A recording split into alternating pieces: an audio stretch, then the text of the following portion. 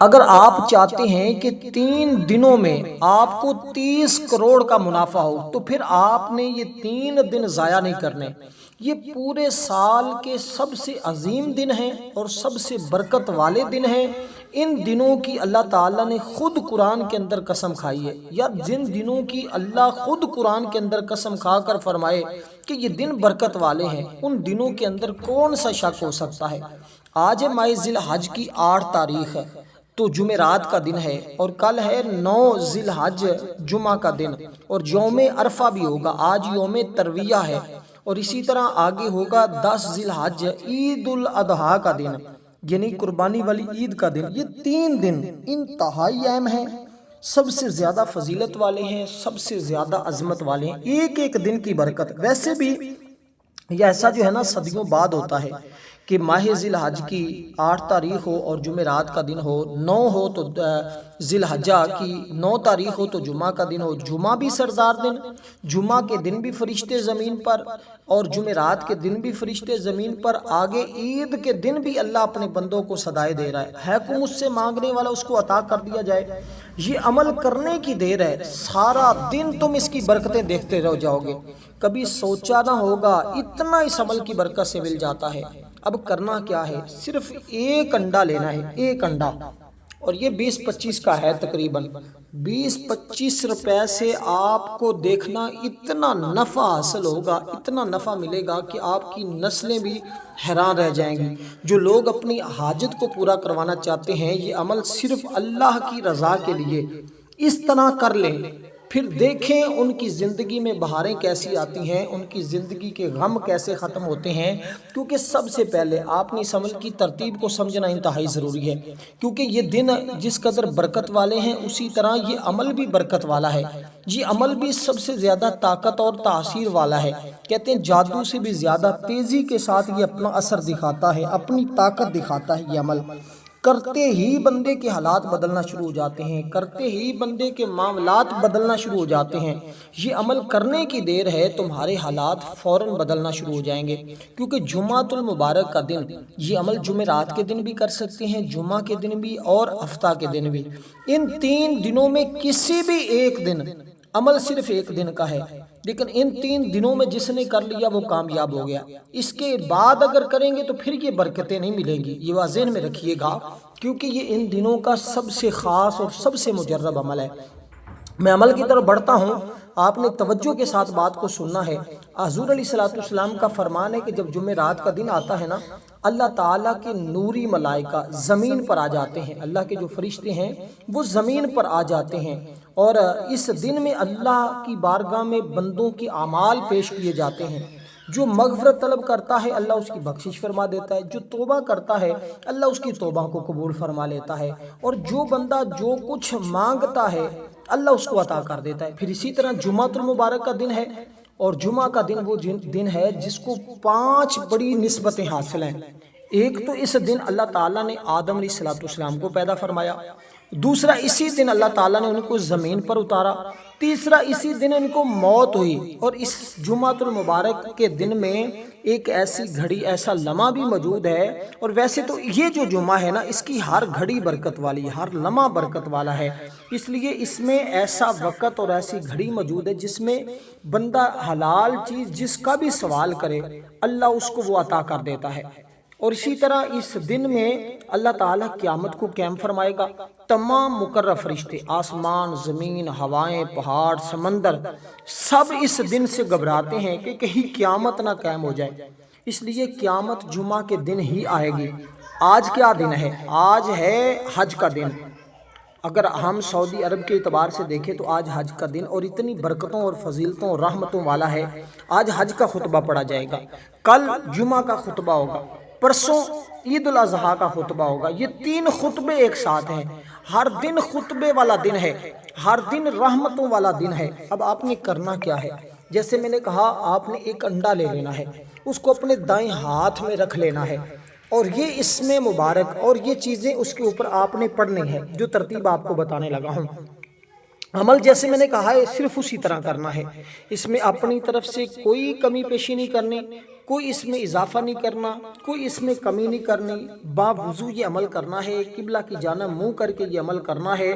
دیکھیں انسان کبھی کسی مصیبت میں پھنس جاتا ہے، کبھی قرض کے بوجھ میں آ جاتا ہے، کبھی اسے کوئی نہ کہانی مصیبت چمٹ جاتی ہے، بعض اسے کوئی غم لاحق ہو جاتا ہے۔ تو ان تمام کے لیے اس عمل کو پڑھنے کی برکت یہ ہے کہ ہر قسم کی مشکلات دور ہوتی ہیں۔ قرضہ ہو تو قرضہ فوراً اتر جاتا ہے، بیماری ہو تو بیماری فوراً ختم ہو جاتی ہے، غم ہو تو غم فوراً ختم ہو جاتے ہیں، فکروں سے چھٹکارا مل جاتا ہے۔ اس کے پڑھتے ہوئے بس تعداد میں کمی پیشی نہیں کرنی، یہ عمل آپ ان 3 دنوں میں چاہے رات کو کریں یا دن کو کریں۔ آج ہے جمعرات کا دن، رات ہوگی جمعہ کی، آگے ہوگا جمعہ کا دن، اس کے بعد ہوگا ہفتہ۔ تو آپ یہ دن میں بھی کر سکتے ہیں، رات میں بھی، کسی نماز کے بعد کسی وقت بھی عمل کیا جا سکتا ہے، لیکن کرنا کیا ہے ان 3 دنوں میں کسی دن بھی آپ نے کر لینا ہے۔ امید کرتا ہوں یہاں تک میری ہر ایک بات کو آپ نے مکمل طور پر سمجھ لیا ہوگا، مکمل طور پر۔ دیکھیں نبی علیہ السلام نے خود ان دنوں کے بارے میں ارشاد فرمایا ہے، یہ جو 9 ذی الحجہ ہوتی ہے نا، اس کو یوم عرفہ کہا جاتا ہے، جس دن اسلام کی بہت اہمیت ہے، اس دن کی بڑی اہمیت ہے۔ عرفہ کا نام سرزمین عرفات سے ماخذ ہے، یہ پہاڑوں کے درمیان ایک معلوم اور شناخت شدہ زمین ہے، اس لیے اسے عرفات کہا جاتا ہے۔ یوم عرفہ مسلمانوں کے ہاں افضل ترین دنوں میں سے ہے۔ حدیث میں اس دن کے حوالے سے مختلف اعمال بھی موجود ہیں، اور اس دن میں زیادہ سے زیادہ دعائیں اور استغفار کرنا چاہیے۔ اللہ تعالیٰ کی پہچان اس دن میں ملی ہے اور شناخت کا دن ہے۔ میں اللہ تعالیٰ اپنے بندوں کو اپنی عبادت اور اطاعت کی دعوت دی جاتی ہے اس دن میں۔ اس دن حجاج کرام میدان عرفات میں جمع ہوتے ہیں اور دعائے استغفار کے ساتھ حج جیسے فریضے کی ادائیگی کی توفیق نصیب ہونے پر خدا کا شکر بجا لاتے ہیں۔ قرآن و سنت میں رسول پاک صلی اللہ علیہ وسلم ذی الحج کے پہلے 10 دنوں اور ان میں یوم عرفہ کی بڑی فضیلت کو بیان فرمایا ہے۔ ایک عقل مند انسان کے لیے یہ ضروری ہے ان دنوں کو ضائع نہ کرے، اپنے لیے آخرت کے زاد راہ تیار کر لے، اس سفر کے لیے سامان جمع کرے جو انتہائی طویل ترین، سخت ترین اور مشکل ترین ہے۔ ایسا سفر جس پر سب کو جانا ہے، کوئی اس کی تیاری کرے یا نہ کرے۔ 9 ذی الحج کا دن اس اعتبار سے نہایت مبارک ہے، اس میں حج کا سب سے بڑا رکن وقوف عرفہ ہوتا ہے۔ بے شمار لوگوں کی اس دن میں بخشش کی جاتی ہے، مگر اللہ تعالیٰ اس دن کی برکت سے غیر حاجیوں کو بھی محروم نہیں فرماتا، یعنی جو حج کے لیے نہیں گئے اللہ تعالیٰ ان کو بھی اس دن کی برکت سے محروم نہیں فرماتا۔ وہ جو شخص اس دن کا روزہ رکھتا ہے نا، اللہ تعالیٰ اس بندے کے 2 سال، ایک اس سال کے سابقہ جو گزرا ہے پیچھے، اس سال کے ایک اگلے سال کے 2 سال کے اللہ اس کے گناہوں کو معاف فرما دیتا ہے۔ تو یہ عظیم الشان دن، یہ برکتوں والا دن، اس لیے اس کو ضائع کرنے والا شخص میرے خیال میں وہ انتہائی معیوب شخص ہے۔ اس لیے وہ لوگ بڑے مقدر والے ہیں، بڑی قسمت والے ہیں جو ان دنوں کو ضائع نہیں کرتے، اور کم از کم یہ عمل تو ضرور کر لیتے ہیں، اور کچھ کر پائیں گے نہ کر پائیں، کوشش تو کرنی چاہیے۔ ان دنوں میں ذکر و اذکار خوب کرنا چاہیے۔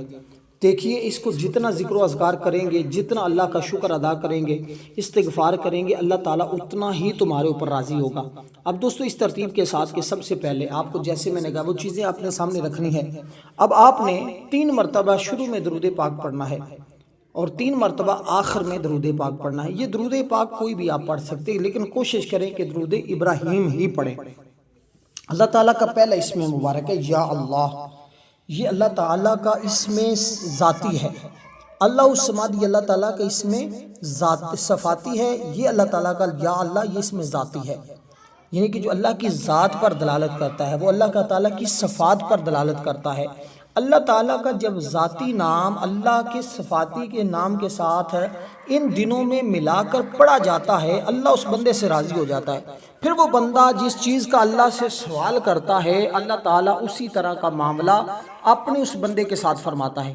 اس لیے اب جو شخص اللہ تعالیٰ سے اس کے خزانے حاصل کرنا چاہتا ہے، اس کی رحمت حاصل کرنا چاہتا ہے، اس کا کرم حاصل کرنا چاہتا ہے، اس سے اپنی تمام حاجتوں کو پورا کروانا چاہتا ہے، وہ اس عمل کو اس طرح پڑھے گا جیسے میں نے کہا، انڈا لے کر اس کو جہاں کا وہاں رکھ کر درود پاک پڑھ کر پھر اللہ تعالیٰ کا یہ اسم ذاتی۔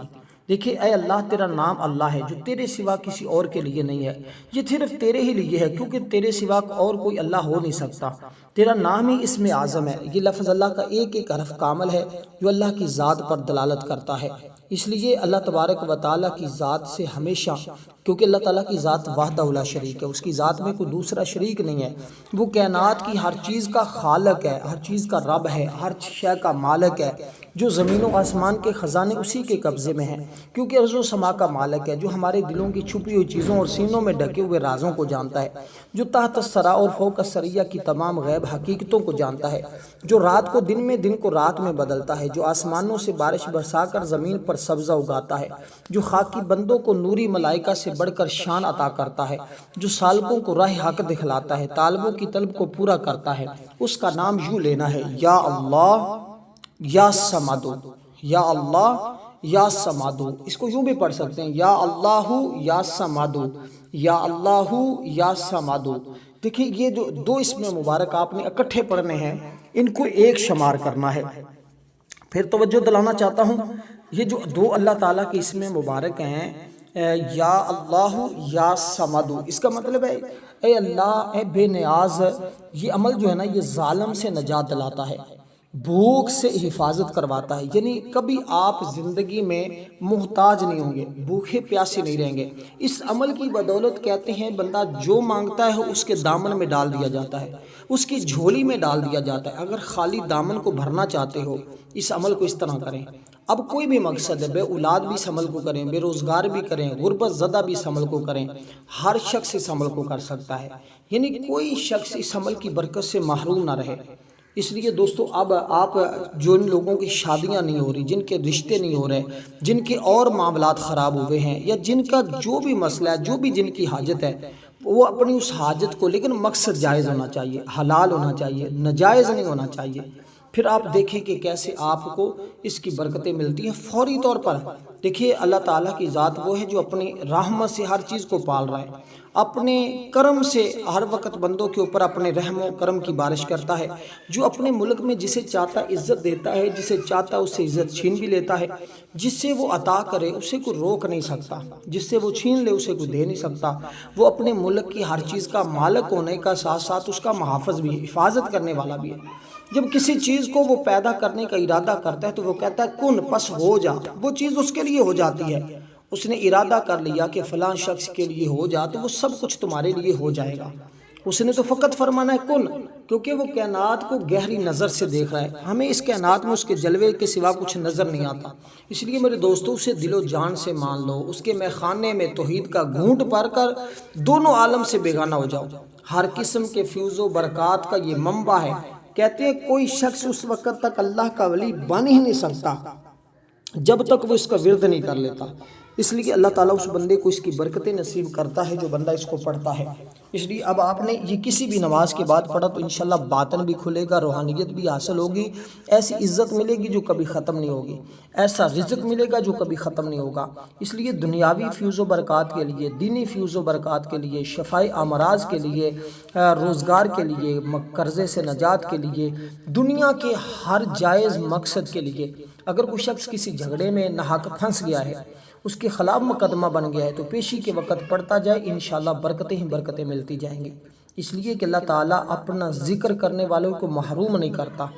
اب آپ نے کرنا کیا، ان دو اسماء مبارکہ کو ایک تصور کرنا ہے پڑھتے ہوئے، اور ان کو 101 مرتبہ پڑھنا ہے۔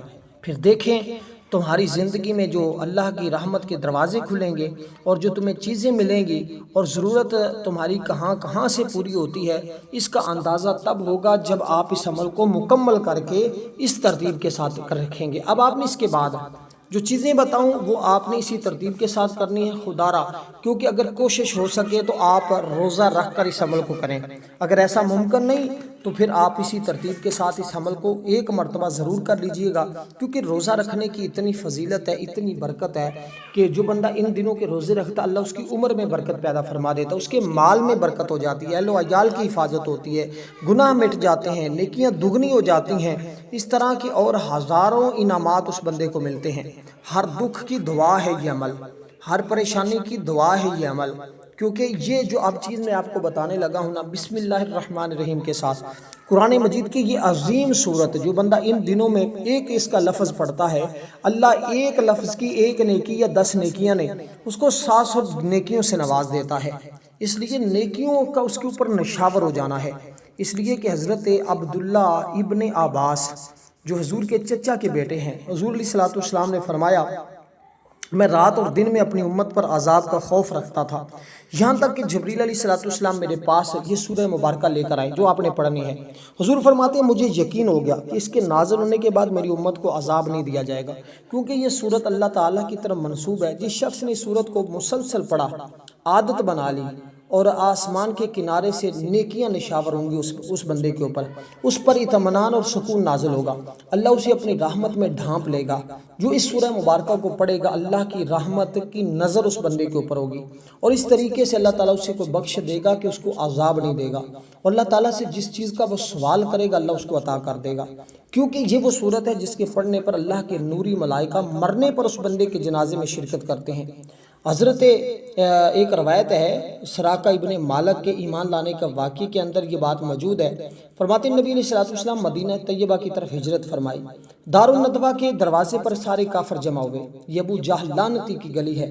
سب کافروں نے کہا جو محمد مصطفیٰ کو نعوذ باللہ شہید کرے گا اس کا سر ہمارے پاس لائے گا تو اسے 100 بہترین قسم کے سرخ اونٹ، 100 رومیاں اونٹیاں یعنی 100 رومی لونڈیاں اور 100 عربی گھوڑے دیے جائیں گے۔